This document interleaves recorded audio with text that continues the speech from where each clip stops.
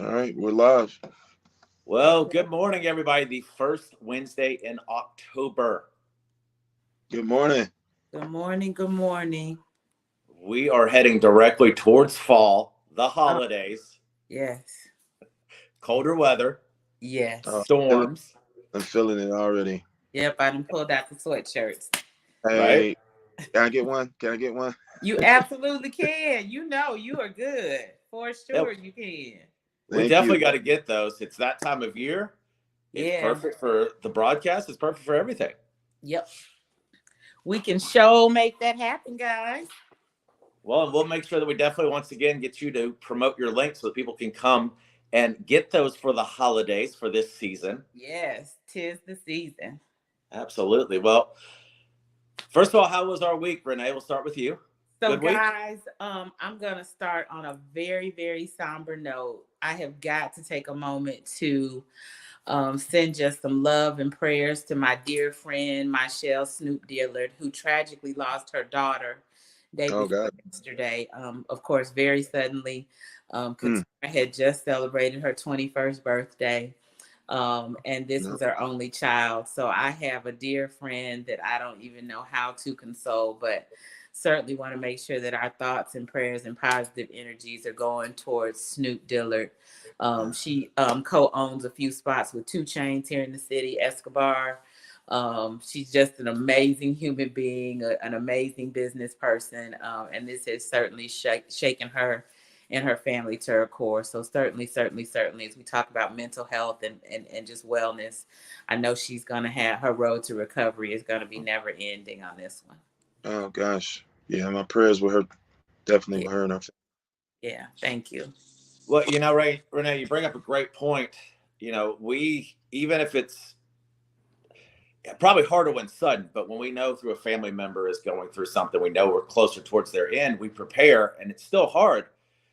But one thing I want everybody to remember is that time frame when it first happens, we're all there. We support. Can we do something? We show love. Mhm. Then it's when things are supposed to be normal again. Normal again. That's when it's hard. Yes. Yes. So she's going to be getting ready towards the holidays now, Thanksgiving, and they're not here. Christmas. Right.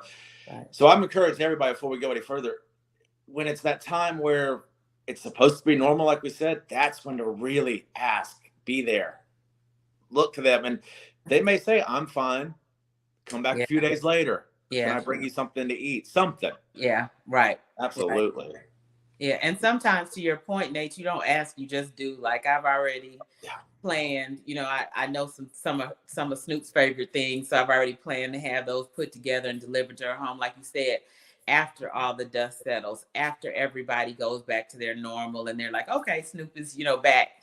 She's Yep. not gonna be back from this one. She lost her only child. So Mm, Oh, and that's something I've fortunately have never had to have, but I've had loved ones, families, friends, and it's the little things sometimes that bring that back. A song, right, whatever. right. Yeah. Sam, how was your week? We saw you kind of here last week, but didn't hear from you. But how's things going? Everything well? Good week? I had a very, very extreme week managing BET. Um, the award show was the hip hop award show was just this past weekend in Atlanta. Of course, it aired last night. It just uh, dealing with management. It is definitely very, very tremendous.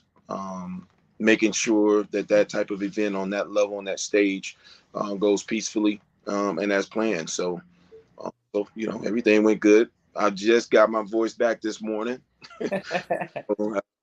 Projecting my voice all weekend. So definitely, I'm just happy to be back on the show and being able to talk and get people to be a part of this dialogue that we have for the show.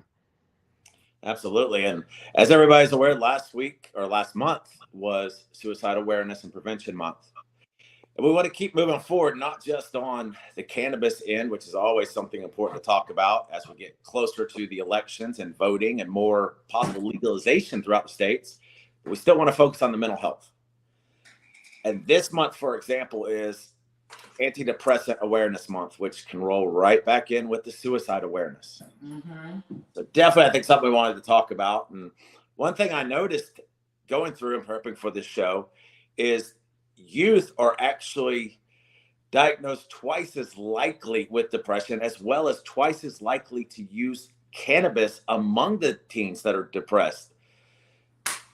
It's actually increased more rapidly 15 years in the last 15 years or so, and estimates that one in three 12th graders aged 17 to 18 used cannabis in the past year. 6% of those on a daily basis. Yeah, I can see that. There's two things that's really going on with the that trend in particular. Is one, the industry or the supposed culture is kind of encouraging it and make it more normal for that use. Children, especially teens, will emulate what other adults do. That's just bottom line. So I see that trend continuing to be even more and more upward as children in their younger selves feel like they're adults themselves. The exposure that the things that they are exposed to now are so many more times, hundreds of times more than what we're exposed to. The knowledge, just the sense of awareness and well-being, it's even more tremendous now in this day and time in 2022, and gonna even heighten even more in 2023. So yeah, I definitely see that.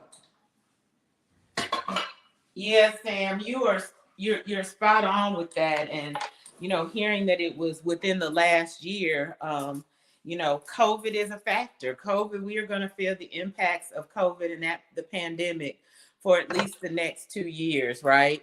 I'm sorry, Yeah, they said for there that's going to be a 10-year impact, right? And so mental health, mental wellness, those are the things we don't talk about. And I'm gonna, hey, play the SM card, and that's social media. Social media, it has such an impact now. So kids can immediately see, oh, it's cool. This is what so and so does, and he's cool. Oh, so and so does this, and they're cool. And of course, I think the cool kids do. And so, you see Snoop Dogg, you see 2 Chainz, you see, even if you don't see them using it, you see them speaking positively about cannabis, right? And so many are getting into the business of cannabis, if you will. I know promoters and people who have owned clubs here. Felix Murray, who owned Mansion Elon, owns one of the biggest cannabis brands in the country, Gas House. Who doesn't know Gas House? That's Felix, right? And so when you think about, what the kids see and the people that they see doing good and doing the cool stuff and hanging out with the cool chicks, they use cannabis. Cannabis is cool. Right. And one of the big things that was in that article, not once did it say smoke or inhalation, it just said cannabis. So Right. keep in mind that could be gummies, Yeah. that could be oils, that could be solubles, that could be a lot of things. Right. And Right. something Sam and I were talking about too that I think we need them, but we need to be careful on what we consume gummy wise. Myself, I ran out of what I had. I bought something at the recommendation of the store for a supplement, but I didn't realize I was going from 15 grams to 50. Right.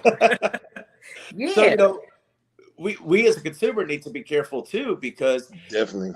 if we don't know what the side effects are or what the dosage is, and for example, what if I was going to get behind the wheel of the car? I was going to go do something instead of allot that time frame at the house. That would fall on me as a consumer because I didn't do my due diligence. But that's something that's just as important, whether it be these teens or adults. Absolutely. To add on to that, Nate, that discussion should definitely be out there even more, especially about the packaging, the responsibility of it. I am an advocate for regulation of the industry, so that way that we can still also remain responsible as well as adults, but be responsible for the children who also consume as well. So I can definitely say how important that is. That 50 milligram gummy can create different types of anxiety or panic. I can say from a past experience, taking a gummy that was double the dosage of what I normally take, like a 50, will give you various sensations. I've had sensations of like I can't breathe. which is that's an anxiety Yep. that I have Yeah. within myself. So that sensation, you never know what that sensation is from one person to the next. Absolutely. And we're going to get a little bit further into this. And that's one of the things we wanted to talk about was, when it comes to antidepressant and mental health, people a lot of times go to their doctors and they get prescribed medicines. But remember, some of these prescribed medicines could co-infect with the cannabis that you're using, could cause other symptoms, could cause other complications that we have to do our due diligence with, study it, ask doctors, and do what is going to work properly for both ends. The biggest thing I can Absolutely. say in response to that, Nate, is that they do studies and they do research on people, but the one thing that I know just in different in general, from one person to the next, everybody's different. Mhm. So you can't take a commonality with one person or this one group of people. There are so many different things within the body itself, whether your blood type, Right. and there's several blood types. Yep. So what effect from one blood type to the next does consumption have? Even I think there's another difference, like skeletal muscle type is also a difference. Let's also talk about diet. That can Mhm. also be a difference. Let's also talk about the environment itself. Everybody's in a different climate. So, what about the climates that are more higher elevation opposed to a lower elevation? What Right. about those climates? What about climates that are higher, um, not higher, but hotter, opposed to the climates that are colder? So you got to look at those, or the ones that's below sea level. I think that those are factors as well that has to be looked at to really effectively survey people and then use it for that area and that demographics. I don't think it should be generalized across one country when you look at all of those different factors. Right. Body mass, our Absolutely. sexes, our race, all those different things. Perfect example. And then get Renee's take real quick. For example, females. During the time of ovulation, a female, actually, of course, we know her blood is thinner. So therefore, she, if drinking alcohol, will get intoxicated faster. Okay. So Yep. at the same point, that's got to happen when taking, you know, cannabis, CBD, oils, anything. So that's something as a female you've got to keep in mind. Do I need to change my dosage now as I'm during this time frame? Because it could Yep. affect me differently. Yep. Yep. Yeah, Yep. that's a big factor. Yeah, I left those out. So yeah, you drove that right on home, Nate. Well, it's one of those Um, things that in the industry, working in bars, clubs, or whatnot, I always want to explain that to the servers because you're not going to look for the most part at a female and go, "Oh, yep, it's that time, so I need to be more Right. cautious." Right. yeah, Right. You know, Absolutely. Absolutely. No, that is and so I spot think on. everyone should add their own level of education with it, absolutely. the awareness of it. So being a part of this discussion will create the awareness that you need. Mhm. And then of course, we welcome any comments, and then we have anyone who has a level of expertise in the area. We definitely welcome you to come out to the show and be a part of the discussion as we try to make everyone more familiar with the content and create a well known acceptance of the plant itself. The plant has medicinal benefits Absolutely. that I definitely continue to advocate for.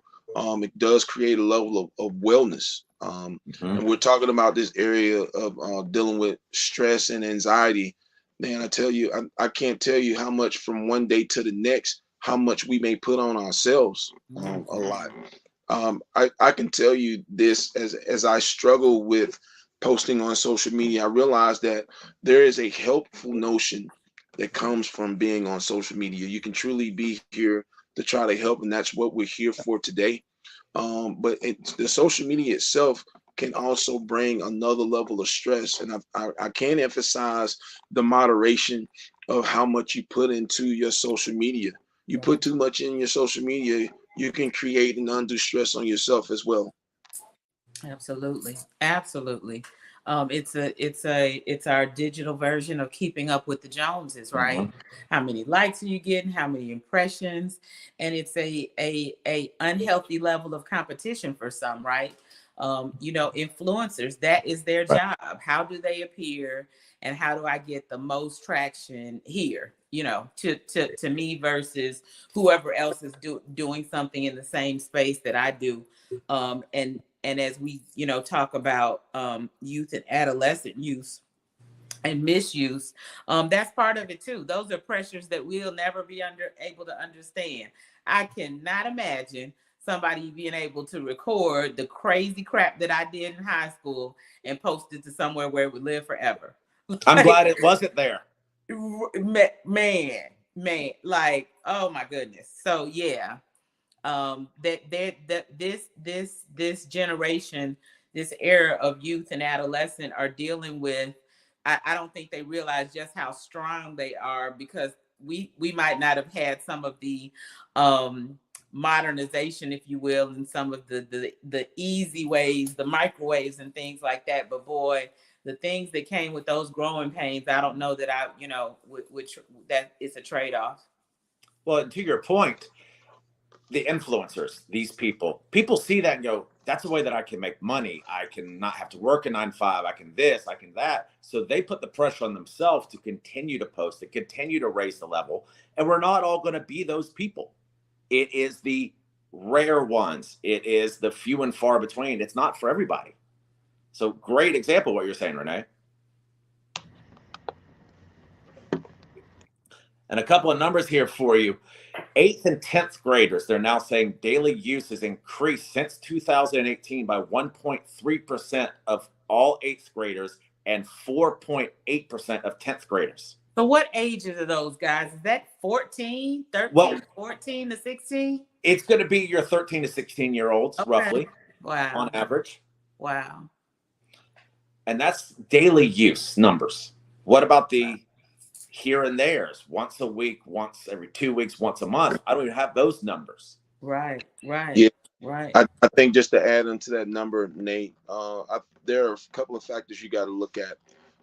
As children look for more social acceptance, I think that they do those things as a part of social acceptance that can get them put in a very, very precarious position, because they're doing something to fit in or to be cool with other people, but don't realize what damage or effects it can actually have on their body. The other thing is the possession of it. And the possession of it at school can definitely put you in a very compromised position. It can cause you to get expelled from school, and you may not get back into that school. So Mm-hmm. factors that these teenagers have to go and take in account for, and their parents have to be a little bit more responsible than what they are. You can't assume that my child is a great child and Right. they're into these things. The exposure of what they're exposed to when they're not in your presence, they're exposed to 1,000 more things than you can imagine. So parents, you definitely need to take the time to think about having that discussion, educate yourself on that plant and what's going on with that plant, and reasonably be able to tell your child what happens during consumption, with possession, and so forth. You also want to monitor the parties that they go to and what type of exposure, from one parent to the next. I can't say that, you got some parents that have, no restrictions on their child, Mm-hmm. no boundaries. So their parents may openly use and consume the plant as well. So imagine that child with that exposure, and then now your child who has limited exposure is totally exposed to that child, and maybe that parent system that's in place, it can corrupt your child. So you definitely have to be selective of the people that you expose your child to under those circumstances. These are mitigating circumstances that can go along with that. And I'm going to offer a slightly different perspective, because my father would probably kill me. I hope he's not watching today. But my father openly used. But the same, it was different, because we were also raised to know that there were adult activities. There were Mhm. things that adults did. You know, I never snuck and took drinks. I never snuck into his stash. You know what I mean? I knew that, and it's funny because for me, that shoebox in the bottom of his closet was a sign of success because my father was a very successful businessman in corporate America. And I just knew he had a shoebox, you know, and that he got to go in that shoebox. And for me, that shoebox was something that he earned, right? Or the access to, and that's how I felt about liquor too. You know, I might take a sip of wine with him, or with my mom or whatever. But as far as thinking about using it, and one of the things that he always told us, whatever you're going to try, you try it in the house. Mhm. Because if anything goes wrong with you, your knucklehead friends are going to run. They're going to be Right. scared and they're going to leave you there. Whatever you do, try it in the house. So I didn't even think about it until, like, I tell people I'm a late bloomer. I started really using cannabis at 40. And even then and I think I maintained a healthy relationship with alcohol, those types of things, because it was never treated as a totally taboo thing. It was like, there's ages to this, right? And you had respect for it being an adult thing. So, you know, and totally can see, the wrong knucklehead, the person that's sitting there getting high with their 12-year-old. Yeah, you don't want your kids around them. But for my dad, we knew the best way to get a beating is to bring Mhm. somebody else's kid into what he allowed us to do. I can't speak for that other child. Right. They can't be in this space. This is a family thing. You know, what happens at home stays at home. He drilled that one in us. That's So a great that's a great point, Renee. And I definitely appreciate your father taking that approach. In that, I mean, I feel that you're a phenomenal person, and that you're very, very well rounded. So, I mean, I think just from one person to the next, as we try to create this level of normalcy in everyone, it varies from one yep. person to the Yep. next. It varies from one household to the next, and we just don't want we from an informative standpoint, we don't want a child to find themselves in adverse circumstances because it's still a Schedule One drug. They're still Right. not supposed to really truly have it, and then their small, fragile bodies may not be developed enough from one child to the next to actually Mhm. Absolutely. and deal with the effects of that plant as well. The plant is very, very powerful. So Absolutely. Absolutely. Absolutely.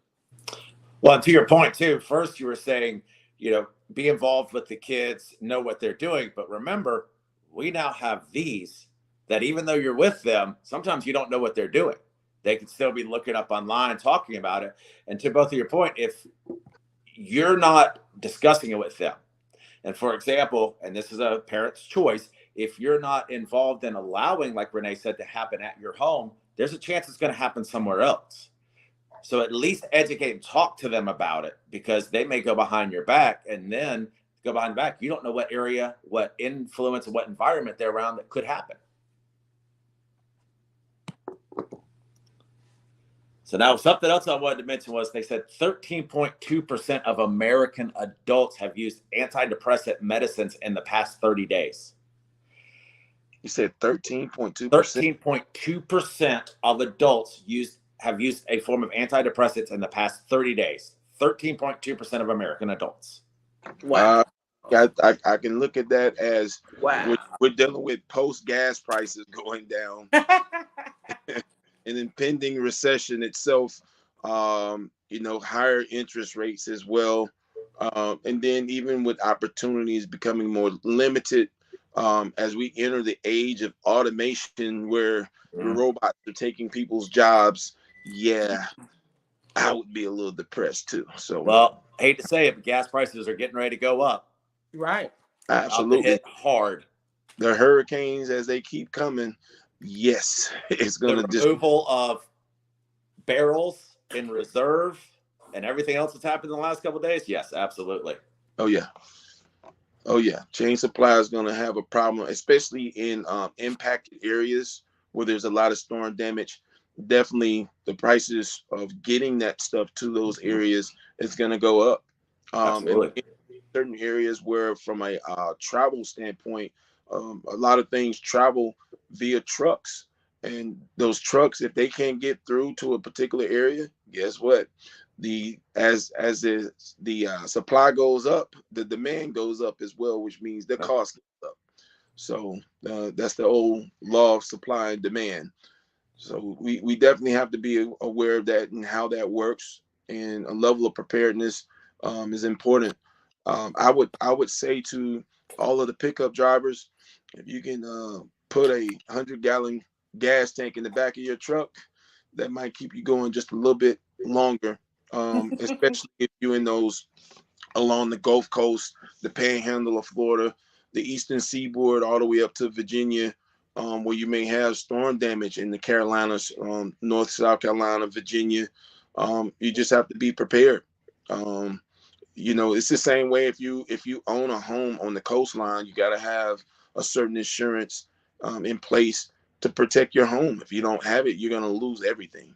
So preparedness is the new term that I would like to talk about. We have to be prepared. We have to be educated. We have to know the information that's being given to us, the truths, the facts, and the fictions that come along with the words that are given on a daily basis. So we have to continue to educate ourselves. You can listen to me, or you can choose not to listen to me.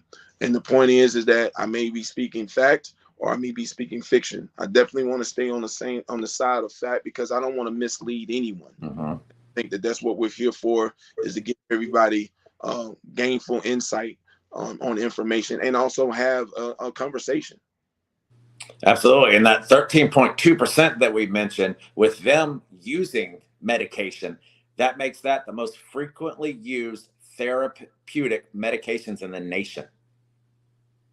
So we're ingesting more antidepressant medicine than any other form of therapeutic medicine in the nation. That's where we stand right now with that 13.2%. And I think that, when you think about, we laugh about it, but the way that they push pharmaceuticals on us, that pharmaceuticals are the end all be all, whatever you're experiencing, here, take this. Now don't worry about the priapism or your left eye leaking, or, all of it's almost like the warnings and the side effects are more prevalent than how you sell us on it. But that's all you see. All you see is commercials, and it's some made up name. It's like, okay, now what is this one and what does it do? You see that more than you see clothes. It used to be, me and my mom used to laugh about how much they had commercials about feminine products, but I can't think of anything else that we see the commercials more consistently across so many different channels. Whether you're watching sports, the soap opera, The View, whoever you're watching, you're gonna get some pharma commercials. I mean, they're even on the kids' cartoon channels at certain times now. Right, exactly. And to your point, you sit there and they speak real fast when it comes to, if you have a problem with vision, use this. Oh, by the way, it may cause this. Wait, what? So when we have a list of what the side effects might be, but this is what it helps, is it right? Right. And that's something where, when we think about the power of the plant, as these individual entrepreneurs take those steps to challenging the government itself, still be smart, still be responsible with the labeling and the packaging. I can't emphasize that enough. So that way that we can safely administer this product out into the marketplace is the most important thing, is being responsible. Nate, just in the discussion that I had with you earlier about packaging and using the terms gummies and so forth, there's still a responsibility that comes along with it. I still think that is a form of child terminology, or children use gummies. Of course, adults use gummies, but the thing about it is that we definitely have to separate it and change the name in the marketplace just to be more responsible. Absolutely. Definitely. We got vitamin gummies. We've got health suppressant gummies. We've got different kind of health benefit gummies. And you're telling me that these kids are going to sit here and know the difference if we as an adult are not, like we said, protecting and also keeping them out of their reach. The gummies look fun sometimes. The packaging looks interesting. Definitely should add adult to it. Then it Yes. should be Yeah. adult gummies. Then if that's the place that that's the case. It's just I just feel that there needs to be more of a level of responsibility for regulation and packaging for it. That way, for any reason, if a child stumble across a gummy, it says adult gummies. You know, reading and comprehension, they started that at elementary. They Right. know what adult Right. means. You're a child, not an Yep. adult. This And isn't. and you see the packaging now. The packaging is cartoonish. The Right. packaging are knockoffs of popular kids products. Yeah. Candies, the Sour Patch Kids, that's a Hmm. huge one floating around. Mm-hmm. Um, I've seen some Cheetos that are infused, Yes. and so all of those things. So it's cute and it's catchy, but it's dangerous. Yeah, Well, and the word infused, from vocabulary standpoint, the kids are I think that what they're doing is testing the taboos. So I Mm-hmm. think infused is a strict enough word to convey the message to them. Right. well, I, and I was going to show you this, not showing what it is, but this was my 15 milligram. Very simple to take off, twist, done. The bright side is that 50 milligram one does actually have a lock top on it where you have to push and turn, and it can take some effort to get it off. So that's a plus that they are protecting that packaging. But again, if a child knows how to get into a child-proof top, they may not stop and read the rest of the packaging. They just pop that top. no, absolutely. And this goes with the vapes in the store. Mm-hmm. A child has to be over a certain age to get access to a vape. All you need is an 18, 19, or 20-year-old person to go inside and pick up a vape for you. Um, for whatever reason, the child gets the access of going to a store, walking Mm-hmm. to a store, and saying, "Hey, can you buy this for me?" That adult should definitely be more responsible.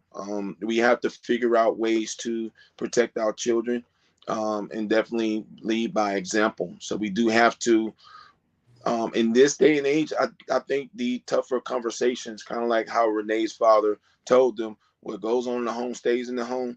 That's a direct conversation that parents should have with children nowadays as the exposure increases. The culture itself, whether in movie or TV, music video, it's being put out there. And Yes. I can tell you, if these people are looked at, these different celebrities are looked at as role models, then trust me, these kids are gonna accept what these people are doing and look to do what people are doing, if not emulate what they're doing. So we definitely got to get on the ball. Oh, absolutely, we do. And for example, the SSRIs, if you guys have heard of that, that's actually the selective serotonin rebuke inhibitor that actually is what causes these differences in the brain. And the FDA has approved a cannabis derived drug and 3 FDA approved synthetic cannabis related drugs. And these are treatments for anxiety, for depression, but those SSRIs can cause different things to happen in how it works. Because you've got to remember, this basically is a selective serotonin inhibitor. The serotonin is the level of the brain that these antidepressants are supposed to help to balance, to give levels to help balance you out and fix it. So you've got to be careful, like we were saying, in what you're using together, because are you going to counteract it or are you going to make it non effective now? Right. Well, Nate, I think just to add on to that, when you look for balance, I think we all have to take things in a level of order. Um, we got to get proper sleep. We got to get proper. We have to fuel ourselves, so we have to have a balanced nutrition. At the same time, some leisurely activities definitely can create a normalcy that we all need. Mm-hmm. I think when you don't get either one of those things, it can throw off balance, which will require you to go to a medication to put it into balance. And I don't. There's my thing with big pharma is that the number of side effects that they've discovered should tell you that they should not be putting these things out to the marketplace like that. Right. Absolutely. Right. Absolutely. And remember, the cannabidiol or the CBD and can increase the levels of the SSRI in your bloodstream because the CBD will actually block the body from clearing the antidepressant as quick as normal. Yeah. Yeah. But Definitely, without questioning, will relax and calm you. I can say that um, that I have consumed safely, and I've been in a relaxed state. Even when I've had some mild aches and pains, it has helped relieve those pains as well. and it's one of those too that now this is a very rare thing, but we have to be careful, like we are saying, because increasing those levels of serotonin in your body with the SSRI can actually cause a fatal condition called serotonin syndrome. Now, I don't know how common it is and how severe those things can be, but again, these are these things that we need to educate and learn because we don't want to elevate that. By example, maybe we take the milligrams too high when we shouldn't be. Yeah. I Do you think, think the person at the store knows this? No. well, I think that we've all been in a point where we needed relief right now. Mm-hmm. And sometimes we've doubled down on the dosage, whether we've doubled down on certain over the counter pills, maybe Tylenol for pain.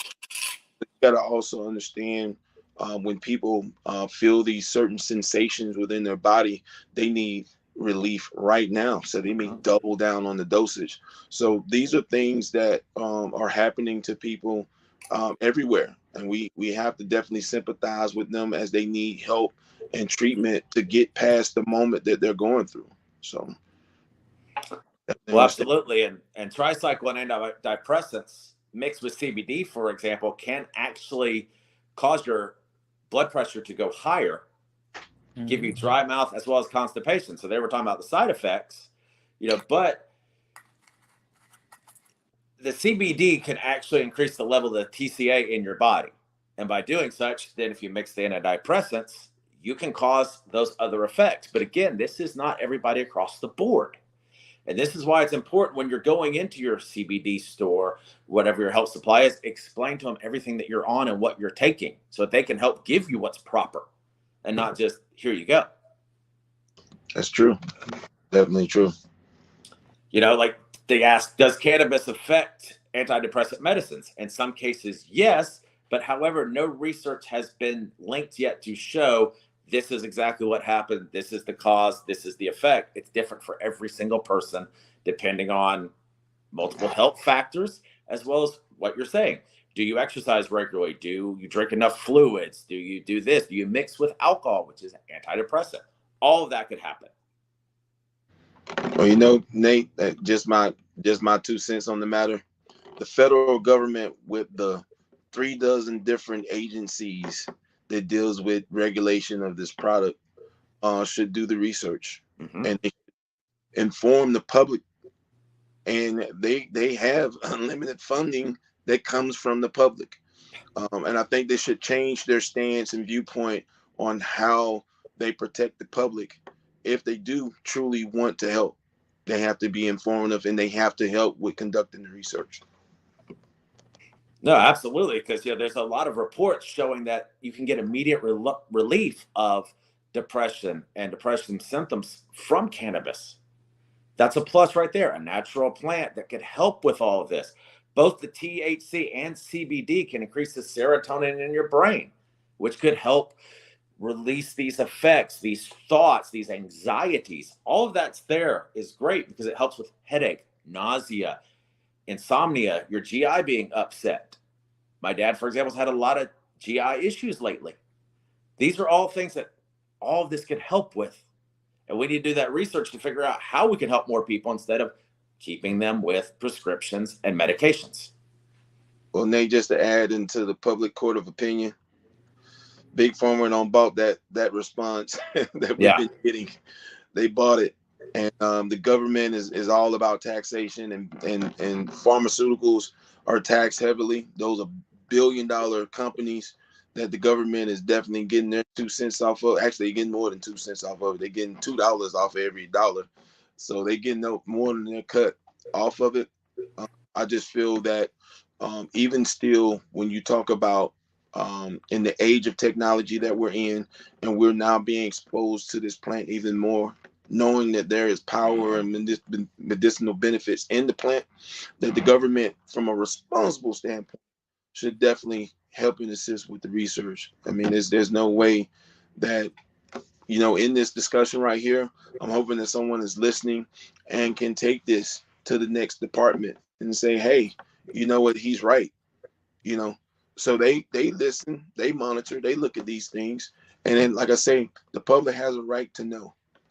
You're taxing us, help Yeah. us do more for Absolutely. you know, sending aid and sending $10 billion to another country. Our country is still at war within itself. Mm-hmm.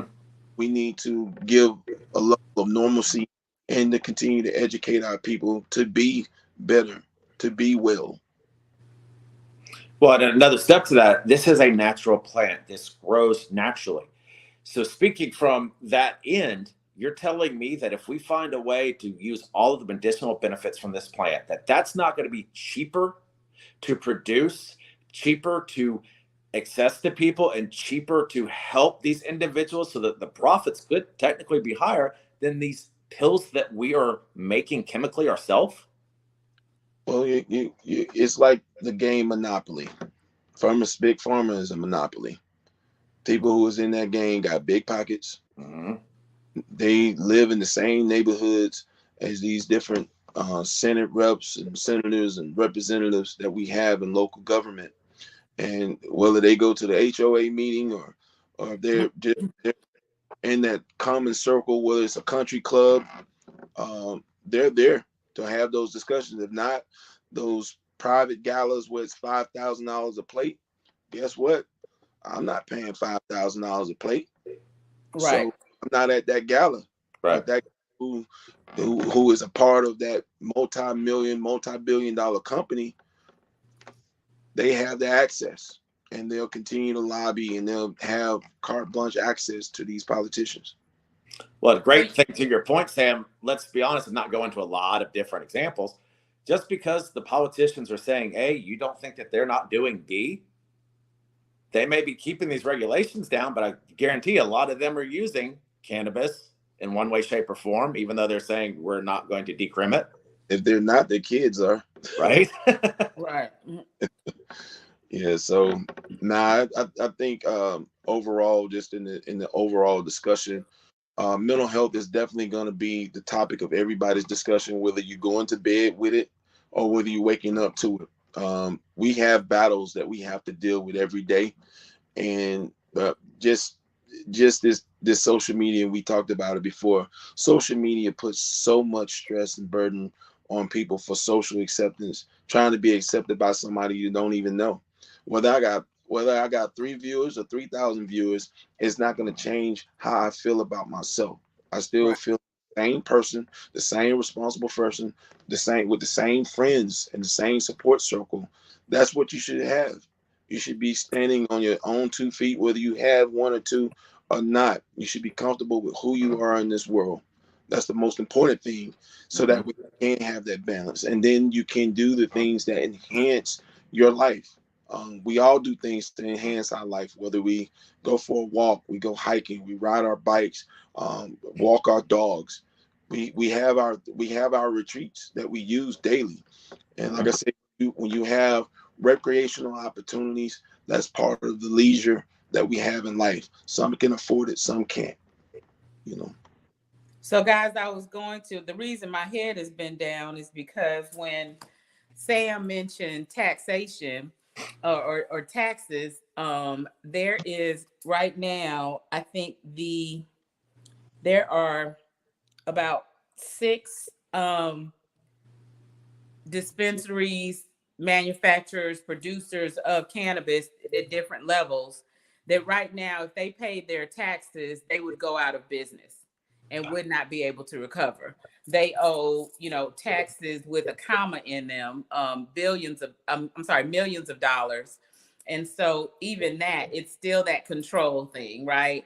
How could their taxes be so high that they would be taken out of business? I mean, So when we talk about, the big pharma and the government, all being in cahoots, um, all kind of working together to make it as hard as possible to enter the industry and to be able to maintain and thrive in the industry. Um, that there's also that at play too. And, we would love to think that this is just about the health and wellness of the, residents, of the citizens of the United States. But if that was the case, those things that make us well or that can keep us well would not be so far out of reach, would not be priced out. We would not have 99-cent cheeseburgers and it costs $3.99 to buy a nice broccoli floret. It's just what we would not see that.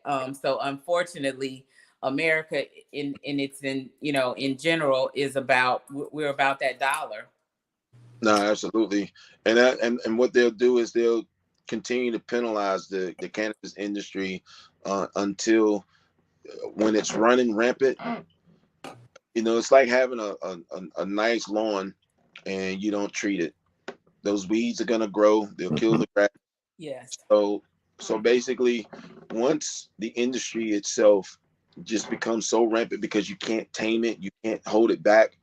I want to say this here, Renee, just in the response to jumping those hoops. We have a former commander in chief who jumps through so many hoops on a regular basis, from bankrupting one company to filing for bankruptcy on another company, and still rerouting money and resources and so forth. For everybody that's listening, at the end of the day, it's legal. Bankruptcy is legal. So Right. you Right. should use the loopholes according to law to your advantage. And so And I found the article. I'm not sure if you guys can see that. 10 companies, 10 companies, and I'll forward to you guys on IG. But the headline is 10 multi-state cannabis companies owe $500 million in federal taxes. Mm. yeah, Half a billion. They can't recover from that, right? that's This chart was updated as of September 27th. There was some data error, but only two of the companies hold the bulk of the tax debt. It's $286 million. But if they would find, Moreno would be financially underwater in a big way. They owe 161.4, and they only have 92 on hand. Do the math, right? And you've got 10 companies that owe nearly $500 million in taxes. yeah. Now they definitely without question are in a dilemma. Um, but the most important thing about that is that article was being written and published by someone who is creating light to that matter. They still can survive that circumstance. They, of course, if they're a multi-billion-dollar company, they should have a good lawyer and they should have a good tax accountant.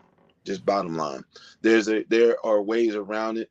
And people will hold you responsible for what you do and what you don't do.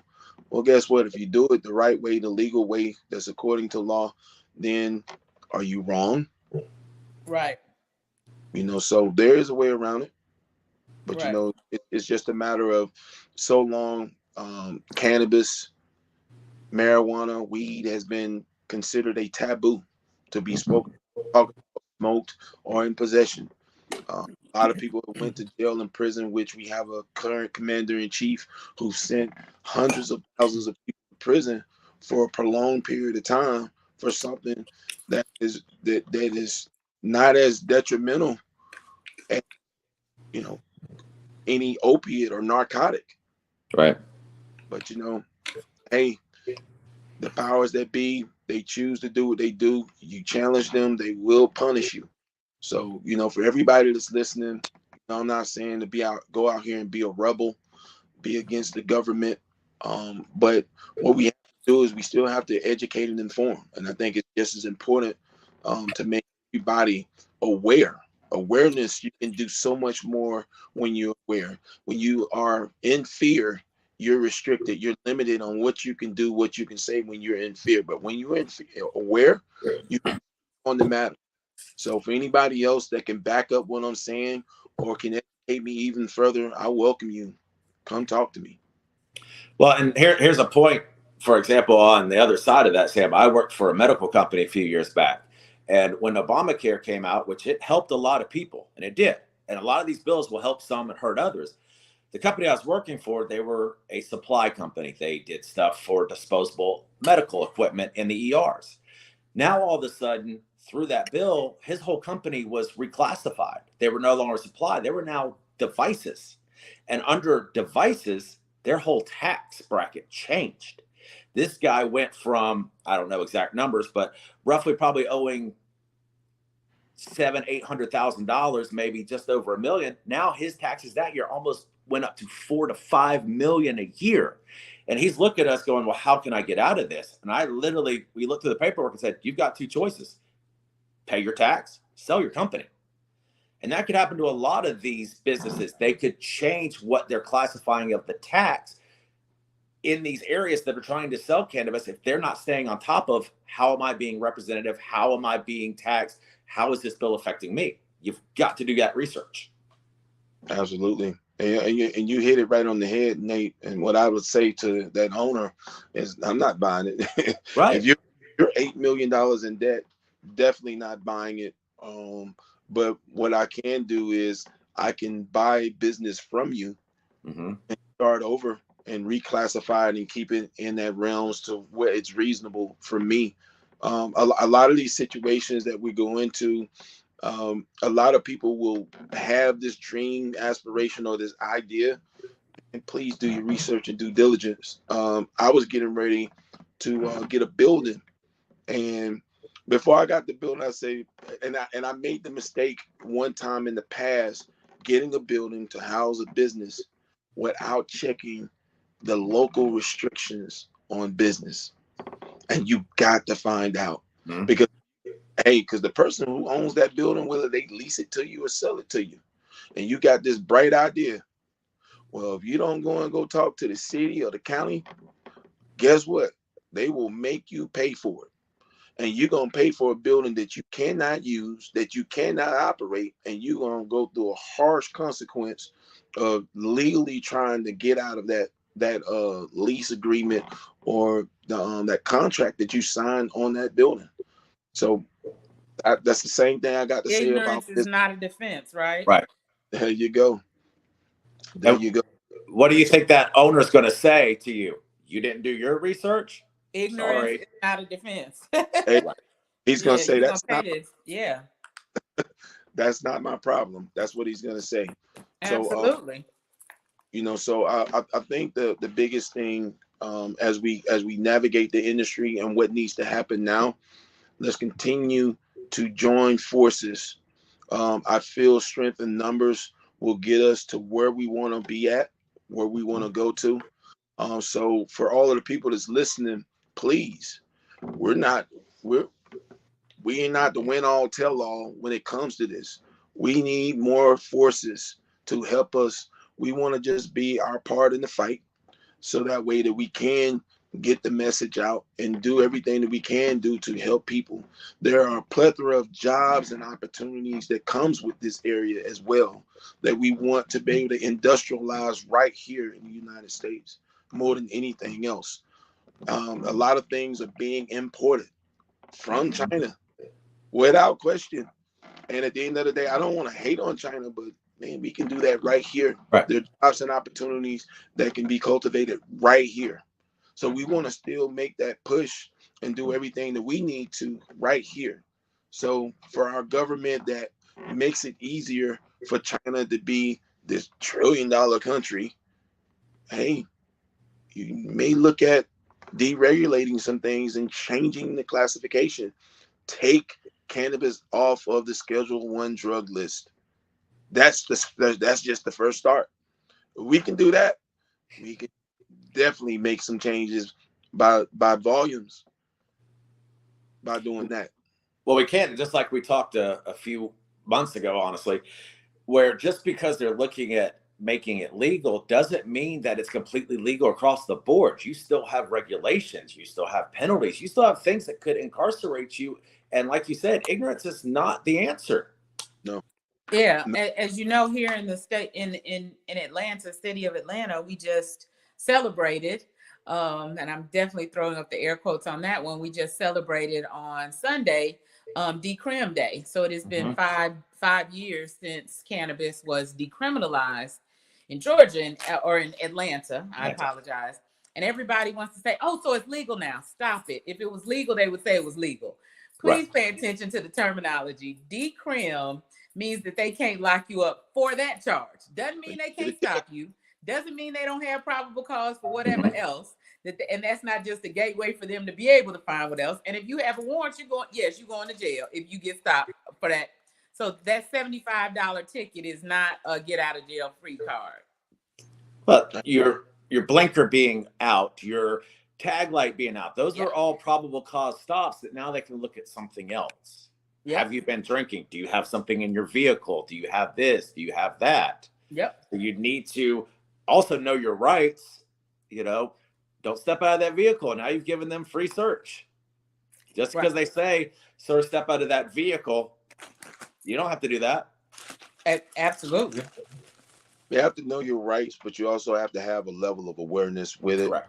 A few years ago on YouTube, you had a lot of people putting out that same information that you're saying, but the apparent knowledge that it requires to be in that situation to know that you don't have to do that, the people don't fully have that information, and there is a gap that they have to jump, and a lot of them fall because when they jump it, that gap was a little bit too wide. They didn't get enough of a running start at it, or they didn't bridge the gap as they should before they jumped. They fell hard. So for everyone that find themselves in that circumstance, sometimes listening a little bit more, knowing a little bit more, educating yourself a little bit more will allow you to go a little bit more. Well, and also, and we love what our police officers do. Don't get me wrong. They help us. We respect them. But like you said, know your rights. Know where you stand. Like an instance we had years ago, their job is to enforce, not interpret it. They're not supposed to interpret the law. They do that, they're in violation. Understand your rights. We find ourselves in a bad circumstance, and we went through a time now from a social media standpoint where everybody wanted to put the police on video. They pulled their phones out, and and what it did was it definitely antagonized a lot of officers. It also intensified the situations because some officers did have something to hide. So you want to be able to protect your rights, but you want to have a great awareness with that comes along with that when you do that. Because when you find yourself in that situation, it may go all the way wrong just because you're trying to save yourself and see another day.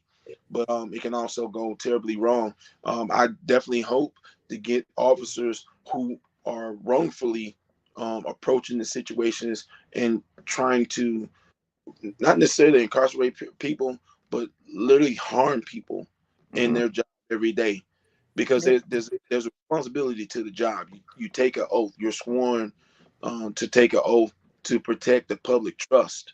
Trust is the key word. But when you can't trust those officers, they got to be gone. We don't need them in. We don't. I don't want to be in a situation where we're talking about whether we're for police officers or not. I believe that society itself needs to have a level of safety, and police officers, their job can provide that. Yeah. But at the same time, the education of the police should definitely be increased. Their training should definitely be increased. I feel that their pay should definitely be increased. And it's just because that job, I wouldn't do it. I wouldn't do it. I don't feel that you can pay enough to do it. Now, if I was paid enough to do it, would I do it? Maybe. But at the same time, I feel it does require another level of education, a social, economic standpoint education, a psychological standpoint in education. It should definitely be more than just crude force and tactics. Period. Well, I agree. And to take that to the next step, as we've had this discussion before, I agree with the same thing when it comes to guns. We should have more training. We should have more regulations. We should have people showing they understand how to use them, what's involved with. But that's a regulation. That's not a banning type thing. And we need to do the same thing. The police need to go through all this training. They go through a lot.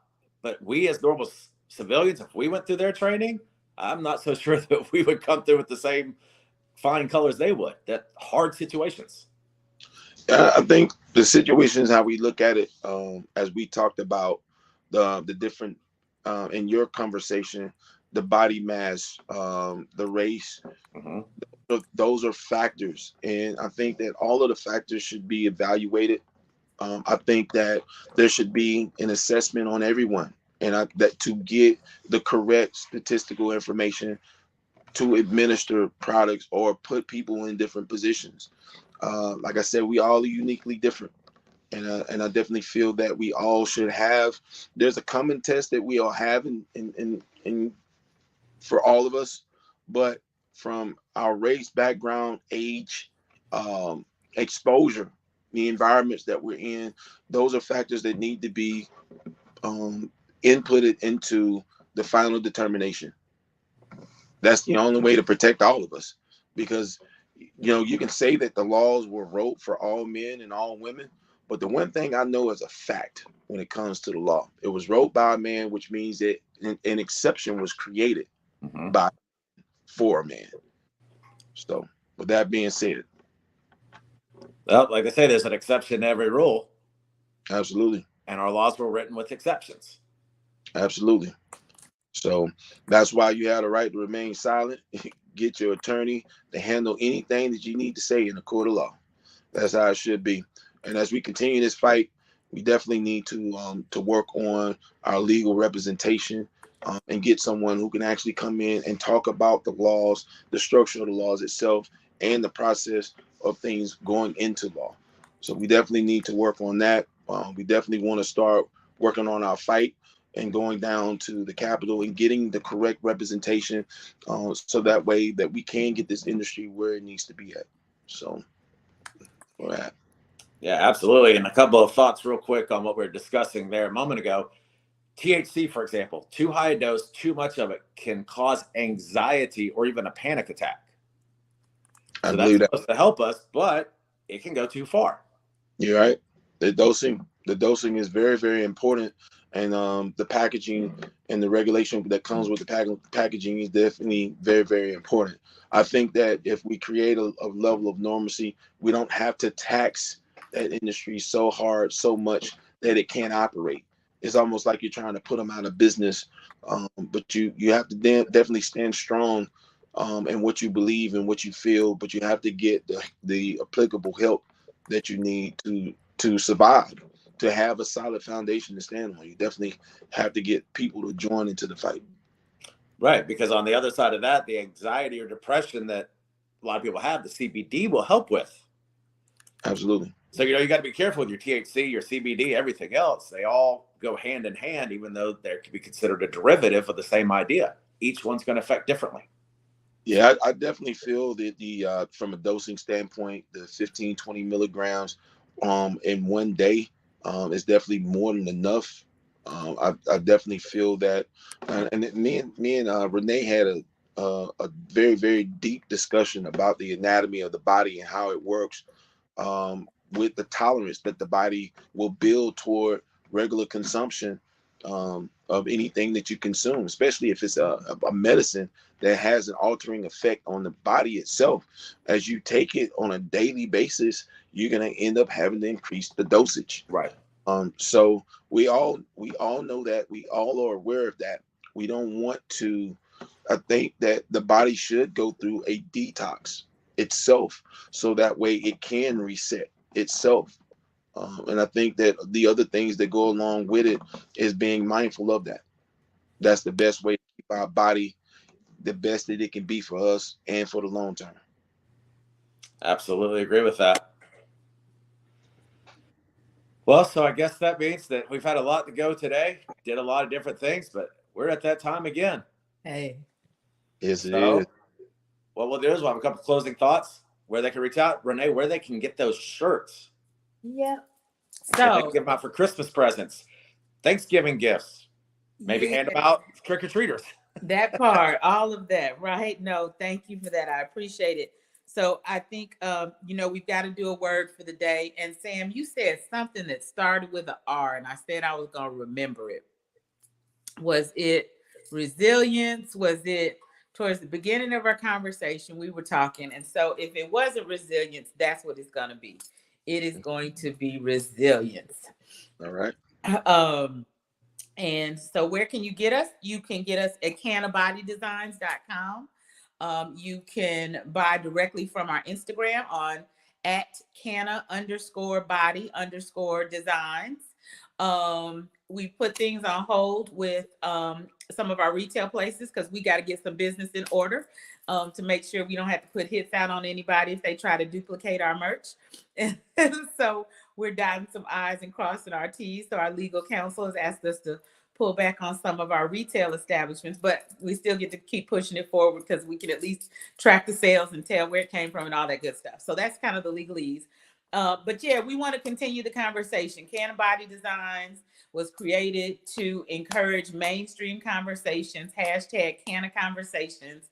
We have got to get comfortable about talking about this plant, the health and wellness benefits, the socioeconomic impact, and of course, as we talked about a lot today, the revenue opportunities and doing things the right way. So I appreciate you guys for always letting me chime in. Absolutely. Yes. Sam, your All closing thoughts, where they can find you, follow right. you, connect, all of it. You can follow me at Big Boy Sam on IG. Big Boy Sam with 2 M's.